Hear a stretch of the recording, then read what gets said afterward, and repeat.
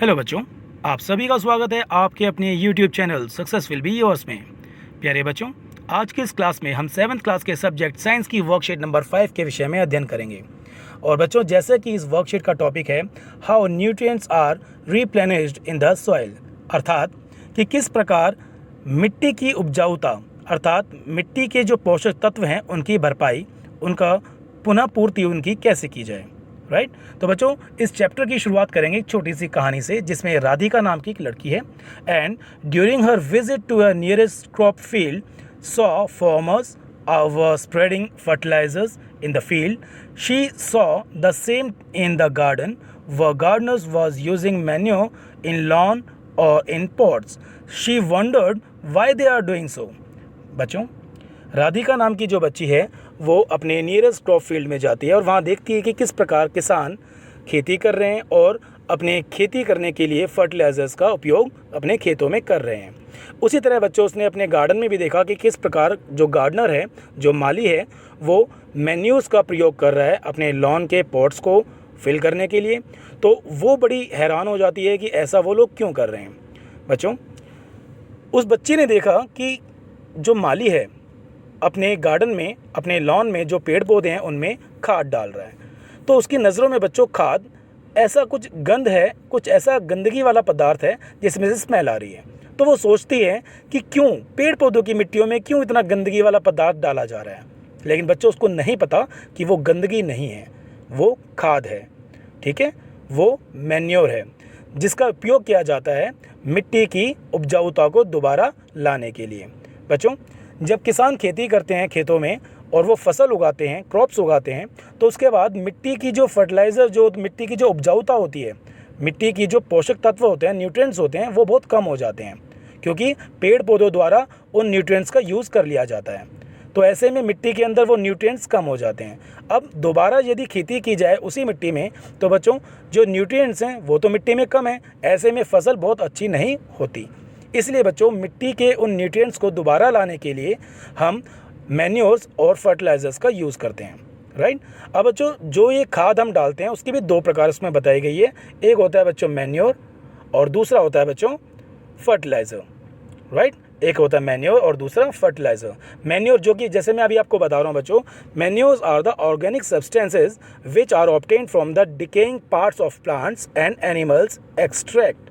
Like उनका जो गोबर होता है, गाय भैंसों का गोबर, उससे खाद बनाई जाती है और पेड़ पौधों की सड़ी गली पत्तियों से भी खाद बनाई जाती है, मैन्योर्स बनाई जाती है, जिसका यूज़ किया जाता है प्लांट्स को न्यूट्रिएंट्स देने के लिए। ठीक है। तो मिट्टी में जब खाद डाली जाती है तो उसमें मिट्टी के जो उपजाऊ तत्व होते हैं, जो न्यूट्रिएंट्स होते हैं, उनकी भरपाई हो पाती है और जो पेड़ पौधे फिर उस मिट्टी में उगाए जाते हैं, वो पेड़ पौधे उसी मिट्टी के उन न्यूट्रिएंट्स को एब्जॉर्ब कर लेते हैं, उनका यूज़ कर लेते हैं। राइट। उसी तरह बच्चों, जो फर्टिलाइजर्स होते हैं, fertilizers are the chemical substances. बच्चों, इनको फैक्ट्रीज में बनाया जाता है, बड़ी बड़ी फैक्ट्रीज में ये बनते हैं, which provide nutrients to plants, mainly nitrogen, phosphorus and potassium. बच्चों, पेड़ पौधों को अपने वृद्धि के लिए, अपनी ग्रोथ के लिए नाइट्रोजन, फास्फोरस और पोटेशियम की बहुत ज़रूरत होती है। और हमारे एनवायरनमेंट में बच्चों 78% के आसपास नाइट्रोजन गैस होती है, लेकिन डायरेक्टली उसका यूज़ पेड़ पौधे नहीं कर सकते। तो ऐसे में बच्चों, पेड़ पौधों में नाइट्रोजन की कमी को पूरा करने के लिए, मिट्टी में नाइट्रोजन की उस कमी को पूरा करने के लिए ये मैन्योर्स और फर्टिलाइजर्स यूज़ किए जाते हैं। राइट। तो बच्चों, नीचे भी यहाँ पर आपको बताया हुआ है, आइए नीचे देखिए बच्चों। Plants absorb mineral nutrients from the soil for their growth and good health.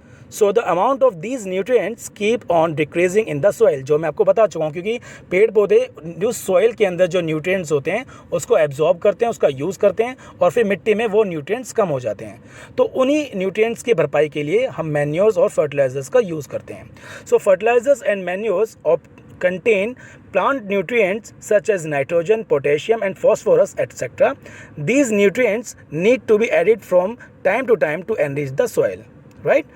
So among all nutrients, plants require nitrogen in the large amount.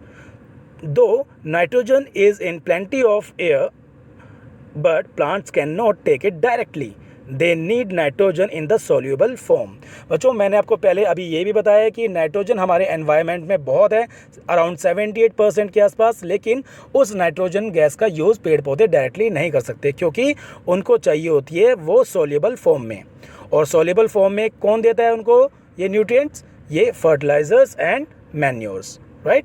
तो डायरेक्टली नाइट्रोजन गैस का यूज़ पेड़ पौधे नहीं कर सकते, लेकिन बच्चों कुछ पौधे ऐसे होते हैं जो कि इस नाइट्रोजन का डायरेक्ट यूज़ कर सकते हैं, जैसे कि जो फलीदार पौधे होते हैं जैसे कि gram, peas, moong dal and other legumes can take this atmospheric nitrogen and convert it into soluble form.